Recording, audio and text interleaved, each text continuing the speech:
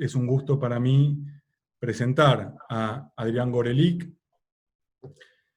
quien fue durante varios años director del Centro de Historia Intelectual de la Universidad Nacional de Quilmes, forma parte del Consejo de Redacción de la revista que hace el Centro de Historia Intelectual, que se llama Prismas, revista de Historia Intelectual. Van a escuchar muchas veces la palabra historia intelectual, así que me disculpo por eso. Adrián es un especialista en un campo que es la cultura urbana desde la historia intelectual. Tiene varios artículos y libros, voy a nombrar a dos. Uno es La Grilla y el Parque, Espacio Público y Cultura Urbana, de 1998, y Ciudades Sudamericanas como Arenas Culturales, en colaboración con Fernanda Peixoto, del 2016. Para no quitar más tiempo, entonces, Adrián, te doy la palabra. Bueno, gracias, Gabriel, muchas gracias a todos. Me siento realmente sorprendido y halagado por esta presencia conosureña en la charla, muchos amigos, mucha gente realmente que aprecio mucho, muchos interlocutores. Realmente es un placer que quieran escuchar esto también tantos pares. Espero que sirva para que todos luego le avisen a los jóvenes que esta maestría se está abriendo. Yo voy a presentar dos perspectivas de historia cultural urbana que se pueden sintetizar bajo la forma de dos preguntas. ¿Cómo escribir la ciudad? Y la otra, ¿cómo pensar la cultura urbana latinoamericana? En el primer caso, la historia cultural urbana se coloca en el contexto amplio de una tradición de intérpretes de la metrópoli que inmediatamente remite a un grupo célebre de autores de fin del siglo XIX y comienzo del siglo XX, Georg Simmel, Walter Benjamin, Siegfried Kracauer. Pero es importante resaltar que esos autores se han colocado como una tradición recién desde las lecturas de la década de 1980, como parte de los debates que repusieron el lugar de la ciudad en la interpretación sobre la modernidad. La ciudad como territorio privilegiado de la modernidad y a la vez como rastro material y clave de este enigma que es la modernidad. Y aquí me interesa detenerme en la palabra modernidad porque es una palabra bien complicada, es una noción que no es muy grata para la historia cultural. ¿Qué modernidad? ¿La de Galileo o la de Baudelaire? Newton es moderno cuando plantea la ley de gravedad, y con el Newton que cree en la alquimia, ¿qué hacemos? Por eso es muy raro que un historiador cultural que trabaja cualquiera de los muchos momentos de este larguísimo periodo que llamamos modernidad, use el término modernidad, excepto cuando la encuentran como concepto nativo. Pues bien, cuando trabajamos sobre la ciudad, la modernidad es siempre un concepto nativo, y por eso la historia cultural urbana ofrece un puente entre la historia cultural, la filosofía y la sociología. En ese punto de contacto entre historia cultural, filosofía, sociología, se produjeron en los años 80 aproximaciones fundamentales a la ciudad, que hoy son sin duda patrimonio de la historia cultural urbana. Karl Jorske, Richard Sennett, Thomas Bender, y en el caso de América Latina, Beatriz Arlo, Nikolaus Shevchenko, Carlos Monsiváis,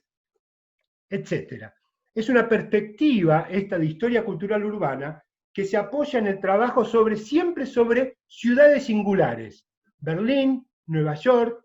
Buenos Aires, San Pablo, México, e implica también siempre una reflexión a fondo sobre los modos a través de los cuales el texto urbano, podríamos decir, puede decodificarse en conocimiento social.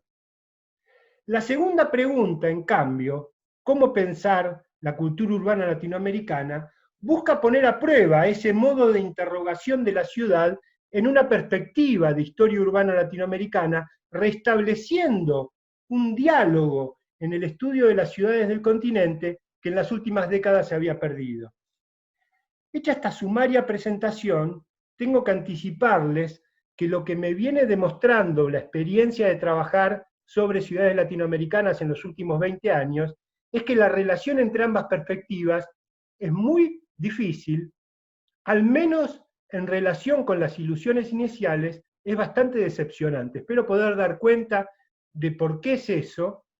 y entonces en lo que sigue voy a compartir con ustedes muy brevemente mis posiciones respecto del primer problema, la historia cultural urbana como tal, y mostrarles, con el ejemplo de un trabajo que estoy comenzando a desarrollar actualmente, cómo encarrilé en este dilema mi aproximación a la cultura urbana latinoamericana.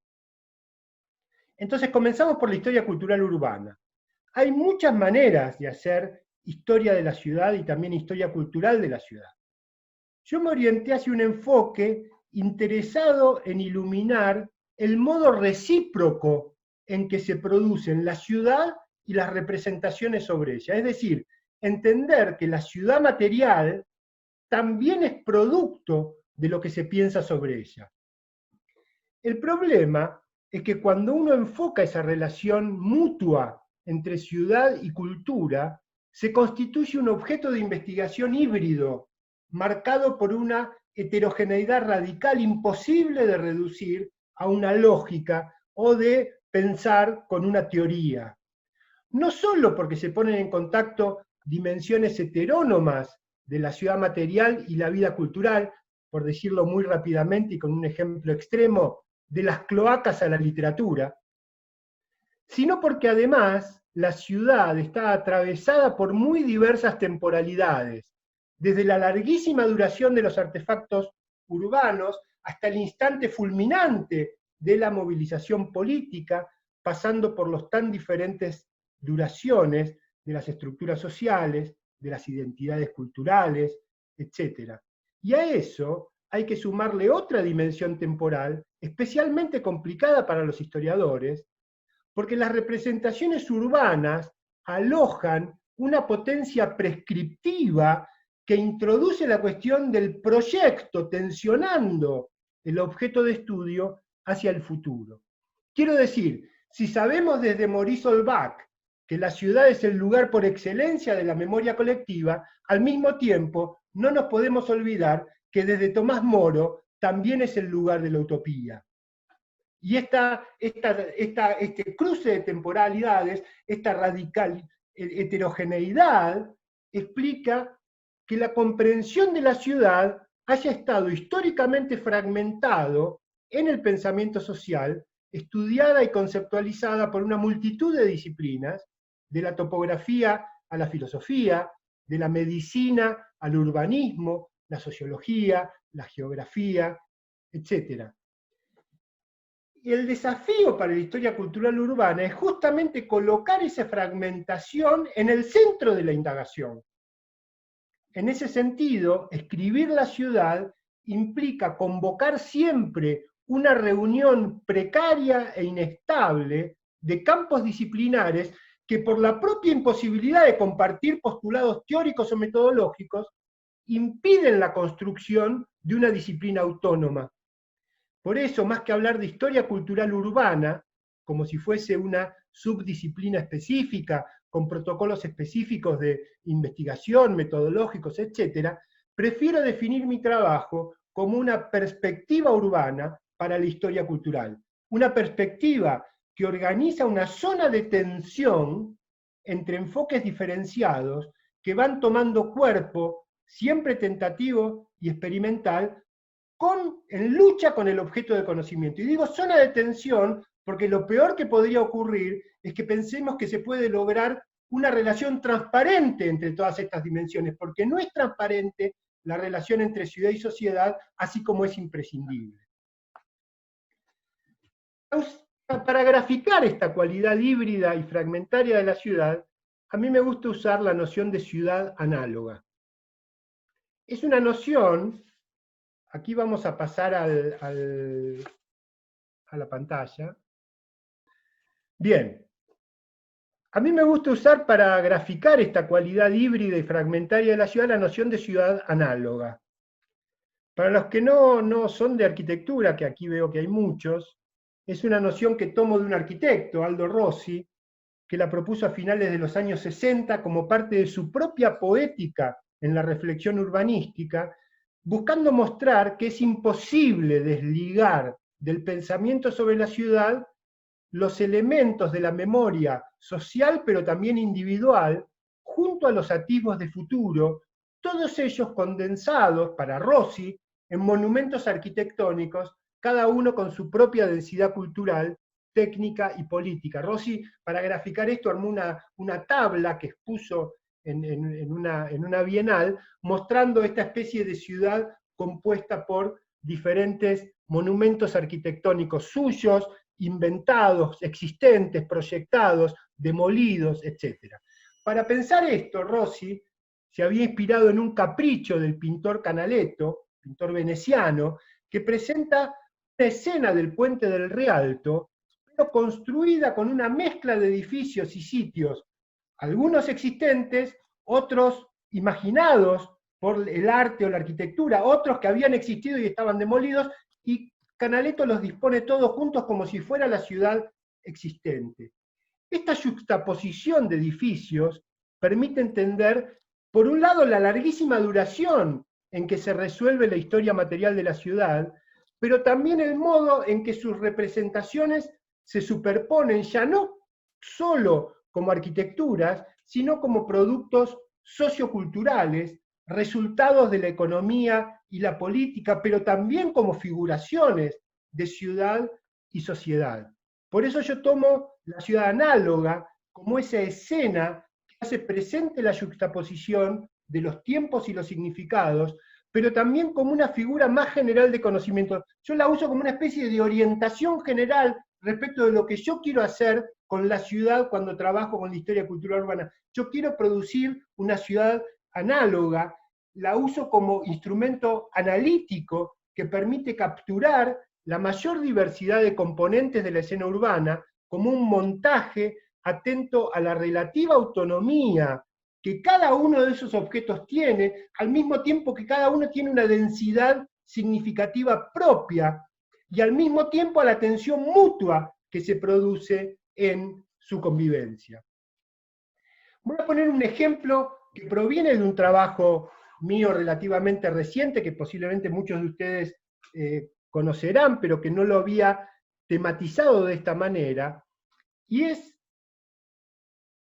una tapa de una revista italiana que en 1964 le dedica el número a Buenos Aires, y como parte de la justicia poética, el editorialista de este número es un jovencísimo Aldo Rossi, 15 años antes de elaborar la noción de ciudad análoga. Y yo tomo esta tapa no porque sirva, digamos, la forma de trabajo no suele presentarse en un collage como el de la ciudad análoga, pero en este caso específico, esta tapa compone una Buenos Aires análoga. Quien armó esta tapa compuso una Buenos Aires análoga con por lo menos 3 capas de lectura. La primera tiene que ver con el propio editorial de Rossi, que dice de Buenos Aires, comillas, que entre las majestuosas avenidas de la ciudad burguesa y la extensión indiferenciada de las villas miseria, la grieta parece imposible de cubrir. Lo que hace Rossi es denunciar el dualismo de Buenos Aires, es la típica denuncia de este rasgo estructural de la urbanización del subdesarrollo que se venía estudiando desde 10 años antes, cuando en los años 50 se lanzaron las investigaciones sobre las barriadas, las villas miserias. Ahí está Matos Mar, Gino Germani, que presentaron juntos sus investigaciones en las villas en el Seminario de Santiago de Chile, la urbanización en América Latina.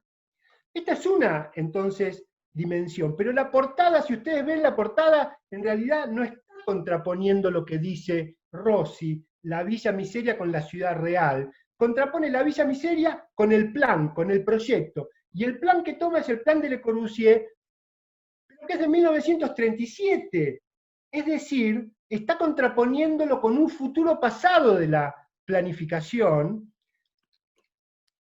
Por lo tanto, más que señalar un futuro para Buenos Aires, señala una línea histórica de la planificación que conecta por un lado con el estudio del Plan de Buenos Aires de 1947, donde estaban trabajando los discípulos de Le Corbusier, pero por otro lado, con Italia y con Casabella, porque el director de Casabella, Ernesto Rogers, había estado en el estudio del Plan de Buenos Aires como asesor. Segunda dimensión. Y tercera, finalmente, la misma conexión italiana permite una tercera lectura de la tapa, si advertimos el clima neorrealista de la foto en blanco y negro.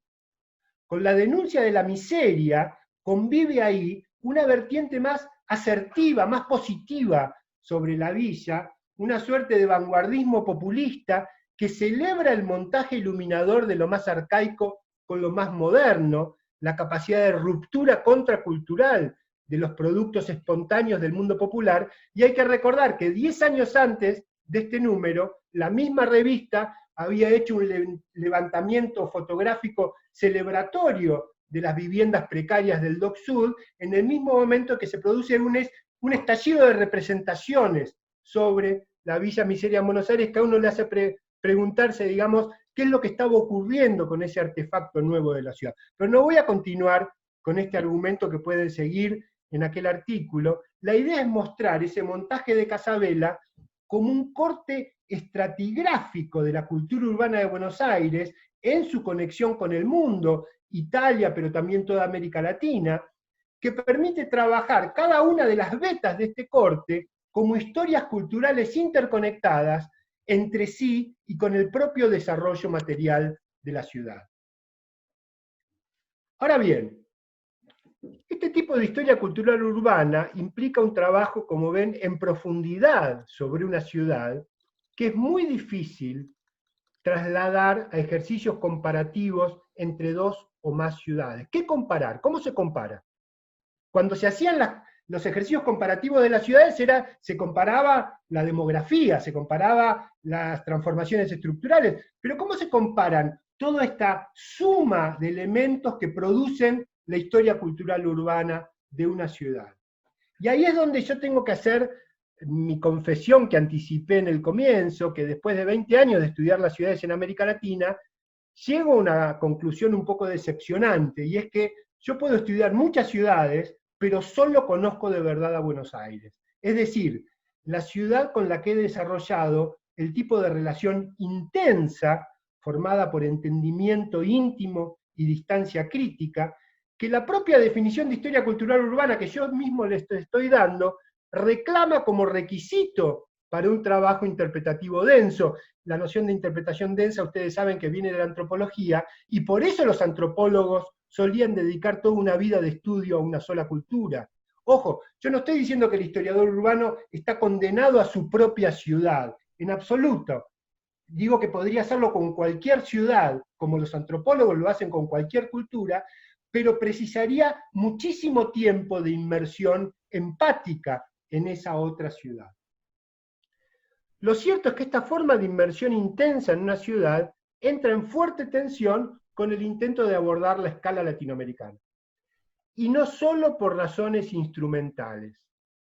El nuevo tipo de interrogación cultural del que me considero deudor, que surgió en la década de 1980, como vimos con los debates internacionales sobre la modernidad, en América Latina tiene una modulación muy particular, y es que también fue una reacción a lo que podríamos llamar el momento clásico de los estudios urbanos latinoamericanos, que es el que se desenvolvió entre los años 1950 y 1970 a través de una red de instituciones, todas las cuales tenían las palabras desarrollo, planeamiento, urbanos y regionales, etcétera, en sus nombres, todas formadas entre las décadas del 50 y el 70, figuras de investigador, los planificadores, estilos de pensamiento y temas que van de la sociología a la demografía, y en los cuales toda ciudad era un caso de una ciudad latinoamericana típica. Contra todo ello se revelan los estudios de los años 80, introduciendo para pensar la ciudad una serie de novísimas cuestiones culturales y políticas, imaginarios, memoria, espacio público, y apoyándose en un nuevo conjunto de disciplinas, la crítica literaria, la historia cultural, la antropología cultural,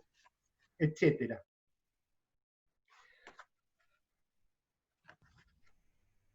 Pero estos enfoques, con toda la riqueza que supusieron, relegaron la cuestión latinoamericana, y no solo por necesidades monográficas del tipo de estudio, sino también como reacción ideológica a la excesiva tipificación y generalización de la idea de América Latina. Los nuevos enfoques no solo buscaron entender cada ciudad en su especificidad, sino que tendieron a enfatizar los rasgos excepcionales de cada ciudad que hacían imposible la comparación. ¿Cómo pensar una ciudad latinoamericana típica de la Buenos Aires de Sarlo, de la San Pablo de Shevchenko o de la México de Monsiváis? Lo cierto es que junto con una ganancia gigantesca en conocimiento y en pluralismo metodológico, se perdía la pregunta por América Latina y especialmente la capacidad de captar la riqueza con que la cuestión urbana, y uso adrede el título de un libro fundamental de los años 70 de Manuel Castells, la riqueza con que en aquel tiempo la cuestión urbana había interpelado al conjunto del mundo intelectual y político durante el periodo clásico del pensamiento urbano latinoamericano. Entonces, el problema es cómo capitalizar todo lo ganado en conocimiento, en riqueza metodológica, para una recuperación de aquella perdida escala latinoamericana. Y ahí mis respuestas tentativas vienen siendo fundamentalmente dos. Por un lado, encarar proyectos colectivos en los cuales poner a dialogar historiadores de distintas partes que trabaja cada uno en una ciudad con estos enfoques de historia cultural. Ese es el resultado de un proyecto colectivo que emprendimos desde el Centro de Historia Intelectual Latinoamericana, Ciudades Sudamericanas como Arenas Culturales, en donde recuperamos una noción, la noción de arena cultural, que implica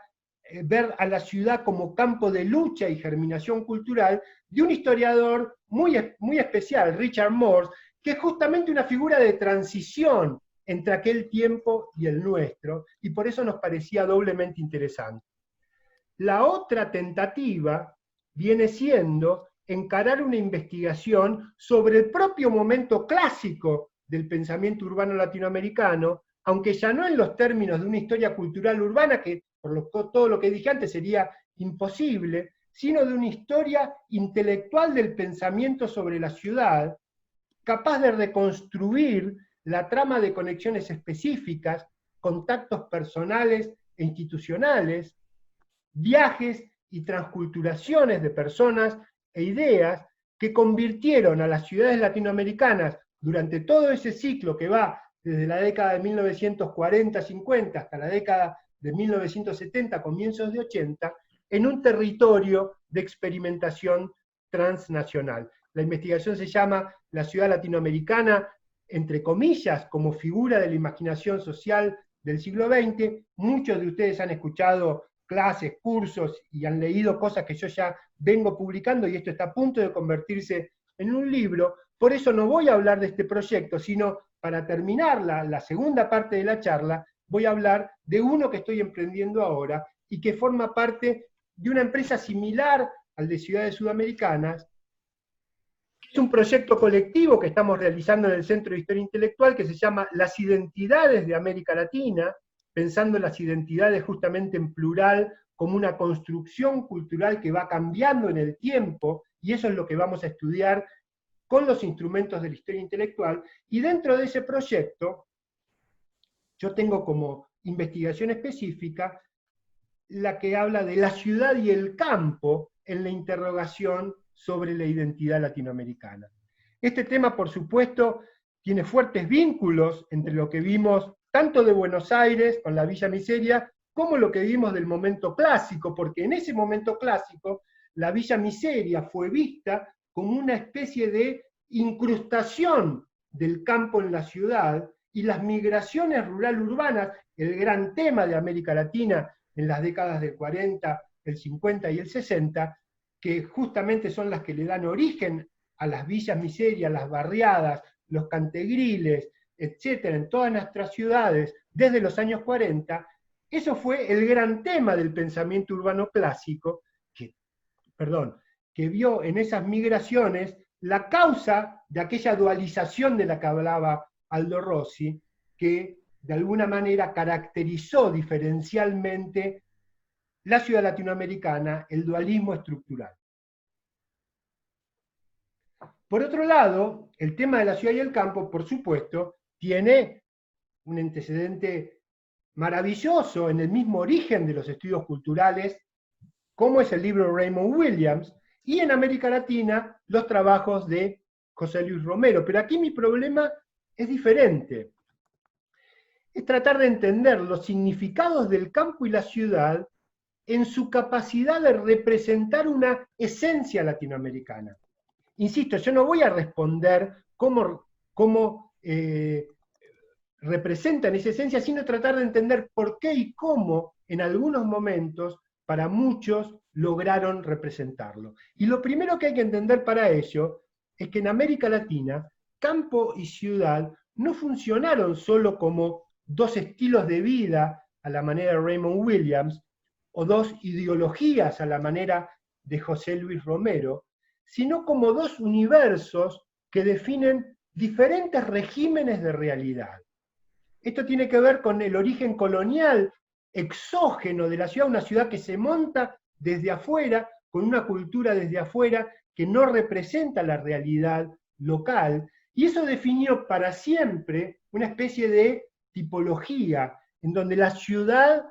aparece como una suerte de realidad ideal, moderna y civilizada, frente a la realidad más real del campo, atrasada, bárbara, vacía, todo entre comillas. La investigación, como ustedes ven arriba de esta maravillosa foto de Claude Lévi-Strauss, tiene como frase de cabecera una cita del hermosísimo libro de Roger Bartra, La jaula de la melancolía. Los campesinos suelen proyectar sobre la ciudad moderna una larga sombra de nostalgia y melancolía. El contraste entre ese campesino caminando con sus vacas y todos los urbanitas ajetreados simelianamente sobre el tranvía da buena cuenta de ese contraste. Y quizás esa frase ayude a comprender la paradoja que me planteo de partida. Y es que en las décadas centrales del siglo XX, a medida que se va haciendo notorio que el continente se urbaniza aceleradamente, miren las cifras, entre el 25 y el 75 en América Latina se pasa de la población asiática y africana a la población europea y norteamericana, urbana. En ese mismo momento se hace dominante en la cultura latinoamericana la apelación al campo como reservorio de valores e identidad. Y para mostrar esto, para mostrar cómo se da ese pasaje, voy a apelar a tres citas nada más, voy a definir ese pasaje a través de tres citas, pero no como definiciones alternativas que se relevaron como en una suerte de carrera de postas, sino como indicios de las capas de sentido que se fueron acumulando en ese medio siglo tan importante en la cultura latinoamericana. La primera cita es del historiador peruano Jorge Basadre. En 1929 escribe un libro originalísimo, La multitud, la ciudad y el campo en la historia del Perú, y que dice: la mente urbana es más fina y más desarrollada, pero está limitada por el mercado, la bolsa y la oficina.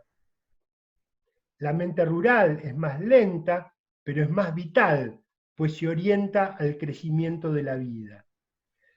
Hay que entender que Basadre no buscaba alimentar el antagonismo entre la ciudad y el campo, porque a él lo inspiraba una suerte de afán regionalista, y aquí la palabra regionalista está dicha con el sentido que se le da en el pensamiento geográfico y urbano, que Basadre conocía muy bien y que incorpora muy temprano a través de lecturas como la del biólogo escocés Patrick Geddes. Basadre lee a Geddes y transmite ese afán regionalista. Por lo tanto, lo que él propone, y lo cito, es: la ciudad debe ser compañera del campo y la región para formar una nacionalidad integral. Recuerden la fractura de nacionalidades que tiene el Perú entre la costa y la sierra, con la ciudad como instrumento de la costa. Es más, para Basadre, en ese complejo regional, la ciudad era el factor dinámico, el polo positivo. La definición que opone la ciudad como intelecto y el campo como vida responde a la concepción de Georg Simmel, que es la concepción que le da a la metrópoli como metrópoli de la vida intelectual. Y aquí aparece otro elemento muy interesante para estudiar la cultura urbana latinoamericana, y es que Simmel entra en los años 20 a través del ensayismo, pero también entra en Estados Unidos a través de la Escuela de Chicago, que en los años 50 va a ser tomada en América Latina por la sociología funcionalista que va a combatir al ensayismo. Es decir, tenemos a un Simmel ensayista y a un Simmel funcionalista peleándose entre sí en la definición del campo urbano en los años 50 en América Latina. Pero lo más interesante de la cita de Basadre es la idea de artificialidad, que queda sugerida en la oposición artificial-natural que después de Basadre va a seguir resonando en configuraciones intelectuales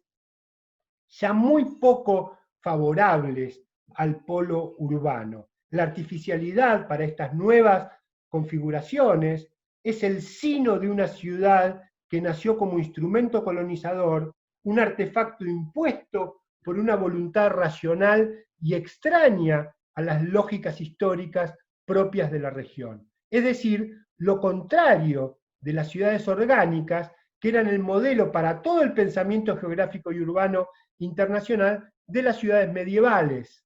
Y esta idea de ciudad artificial se va a proyectar a lo largo del siglo XX, repudiando fundamentalmente las ciudades creadas por razones políticas y burocráticas. Brasilia, el gran repudio que va a encontrar Brasilia en el pensamiento urbano, tiene que ver con que es una ciudad artificial, una ciudad inventada por necesidades políticas y no surgiendo orgánicamente por las necesidades socioeconómicas de la región.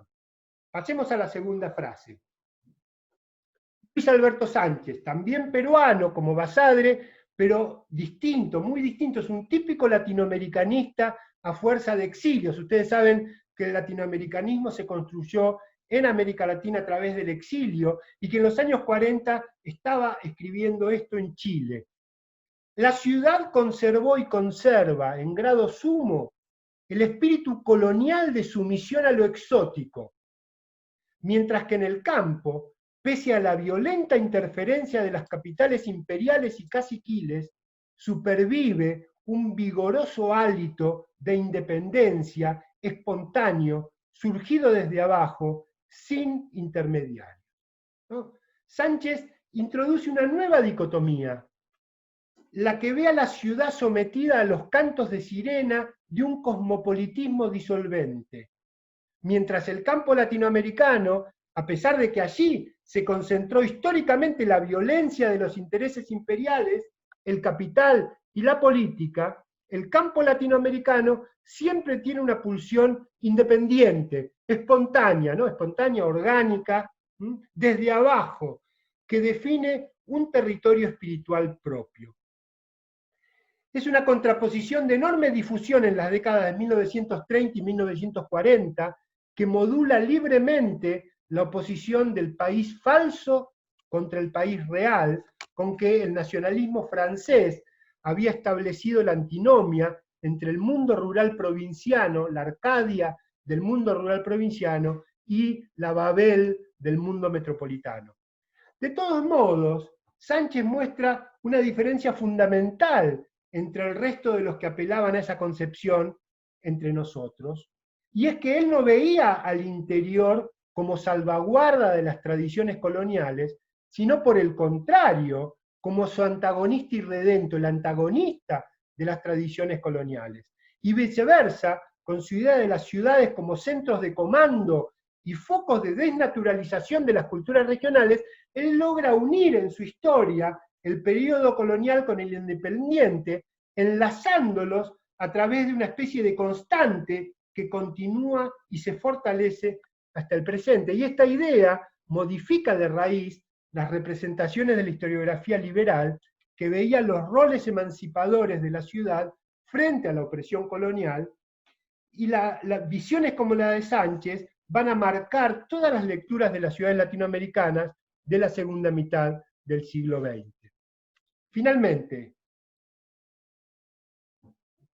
Irving Louis Horowitz, un clásico scholar norteamericano de los que vienen a investigar América Latina en los años 50 y 60. Él estaba tan entusiasmado con América Latina que vino a hacer su doctorado a Buenos Aires y formó parte del equipo que trabajó con Germani muy temprano en los años 50 en la carrera de sociología. Si Alejandro Blanca andó por ahí, podrá agregar algo seguramente.